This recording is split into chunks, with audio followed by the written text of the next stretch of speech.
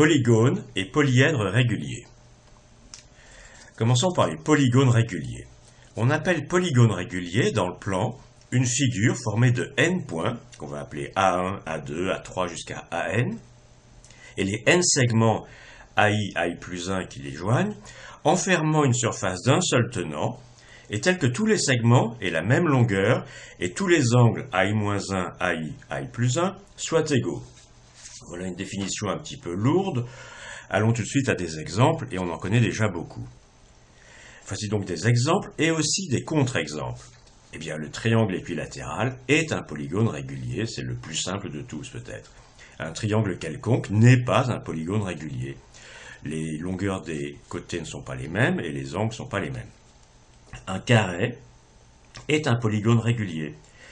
Un rectangle ne l'est pas, mais ceci non plus n'est pas un polygone régulier, même s'il y a une certaine régularité dans la construction, et un losange n'est pas un polygone régulier, même si là aussi les quatre côtés sont les mêmes et les angles ne sont pas.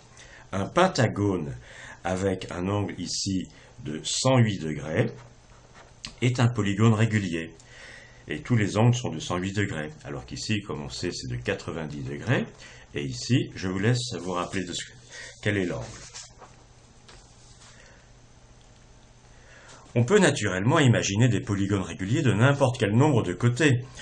Pour ce faire, on peut commencer par tracer un cercle et ensuite découper les 360 degrés du cercle en n côtés. Alors ici, on l'a fait avec n égale 7.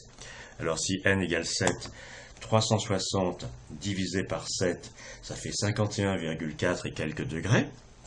Et donc j'ai tracé des angles de 51,4 et quelques degrés, et naturellement j'en ai 7 en tout, et le polygone régulier de 7 côtés, c'est celui qui joint les points AI plus 1, c'est-à-dire A1, A2, A2, A3, A3, A4, A4, A5, A5, A6, A6, A7 et A7, A1. Alors, il y a beaucoup de propriétés sur les polygones réguliers, ceux qui sont constructibles avec une règle et un compas. Il y a même des beaux résultats dus à Gauss parmi d'autres. Mais on ne va pas s'y intéresser. On va simplement signaler qu'on peut couvrir le plan avec certains polygones réguliers. Avec les triangles équilatéraux, les carrés et puis les hexagones, on peut faire des pavages du plan. Bon, c'est pas un scoop qu'avec des carrés, on peut faire une couverture du plan. Bon, le dessin est malhabile, mais peu importe, on voit très bien.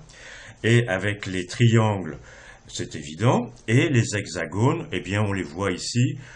C'est une figure qui est dérivée de celle avec les triangles. C'est le pavage classique en Provence avec des tommettes de 6 côtés.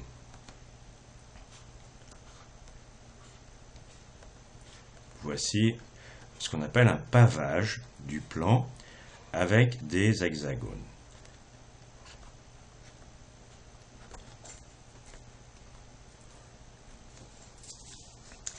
Alors maintenant, on va se tourner vers les polyèdres réguliers. Polyèdres réguliers, eh bien, c'est une sorte d'extension de ce qu'on vient de faire dans le plan, mais ça va être différent.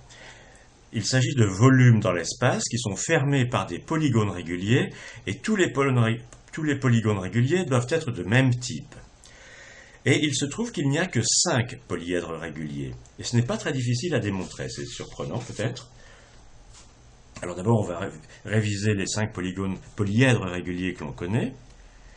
Il y a le tétraèdre, qui est formé de 4 triangles équilatéraux, 1, 2, 3 et 4. Il y a le cube, qui est formé de 6 côtés carrés. Il y en a un qui est moins connu, qui est l'octaèdre, qui est formé de 8 triangles équilatéraux. Je l'ai dessiné de manière un peu malhabile. Ensuite, il y a le dodécaèdre, qui est formé de 12 pentagones réguliers. Ici, j'en ai dessiné 1, 2, 3, 4, 5, 6. Il y en a encore 6 de l'autre côté. Et enfin, il y a ce qu'on appelle l'icosaèdre, qui est formé de 20 triangles équilatéraux. Et qui sert à faire des très jolies lanternes, des choses comme ça. Alors montrons qu'il ne peut pas y en avoir d'autres. Pourquoi n'y en a-t-il pas d'autres? Eh bien, plaçons-nous à un sommet ici, enfin là, imaginez un sommet, et puis raisonnons. À ce sommet, il faut que s'y rencontrent au moins 3 polygones, mais ça peut être aussi 4 ou 5, voire peut-être 6. Et ces polygones, il faut que ce soit au moins des triangles. Alors des triangles, on peut effectivement en mettre plusieurs au sommet. A priori, on peut en mettre certainement 3, et d'ailleurs le tétraèdre en a 3, on peut peut-être en mettre plus, on va voir. Les carrés, c'est des angles, ça forme des angles de 90 degrés. Donc on peut en mettre 3, ça marche, parce que 3 fois 9, 27. Des pentagones, on peut en mettre 3 à un sommet, parce que les angles dans les pentagones sont de 108 degrés, et donc 3 fois 108, ça fait moins que 360. Mais des hexagones qui seraient au sommet d'un polyèdre régulier, c'est pas possible. Parce que tout de suite, 3 hexagones, ça fait déjà 360 degrés. Et c'est bien pour ça qu'avec des hexagones, on couvre le plan. Et non pas, on ne recouvre pas un polyèdre régulier. À moins de voir le plan comme un truc infini, qui serait un morceau d'une boule infinie. Mais c'est une autre histoire. Alors, on va regarder plus en détail le nombre de polygones au sommet possible. Pour les triangles, ce que l'on veut, c'est qu'au sommet, la somme des angles des différents polygones qui s'y rencontrent fasse moins que 360 degrés, ça c'est clair. Donc des triangles, on peut en mettre 3, parce que 3 fois 6, 18, c'est-à-dire 180 degrés. On peut en mettre 4, et on peut en mettre 5, parce que 5 fois 6, 5 fois 60, 300. Mais on ne peut pas mettre 6 triangles au sommet d'un polyèdre régulier. Des carrés, on peut en mettre 3, parce que 3 fois 9, 27, c'est-à-dire 270 degrés. Mais 4 fois 90, ça fait déjà 360. Donc des carrés, au mieux, il y en a, il y a 3 carrés qui se rencontrent au sommet. Et des pentagones, il y en a que 3 qui peuvent se rencontrer au sommet. Ça fait a priori 1, 2, 3, 4, 5 figures. Or, c'est précisément celle que l'on connaît.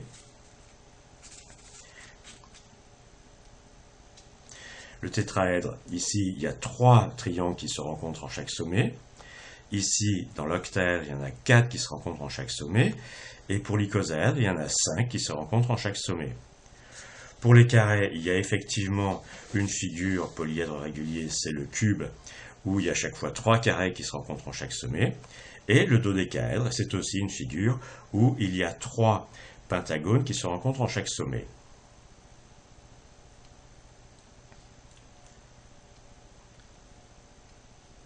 Alors on va terminer avec une très jolie construction de l'icosaèdre par Luca Pacioli, un mathématicien italien, un franciscain, qui est né en 1445 et mort en 1517 et qui était un grand ami de Léonard de Vinci. Eh bien, on ne va pas le démontrer, mais il a montré que si on prend 3 rectangles qui ont comme côté 1 et puis 1 plus racine de 5 sur 2, un nombre qui a beaucoup fasciné les anciens au Moyen-Âge, si on en prend 3 et qu'on les monte comme ceci, eh bien tous ces sommets des rectangles, quand on les rejoint comme ceci pour former des triangles, ça forme un icosaèdre.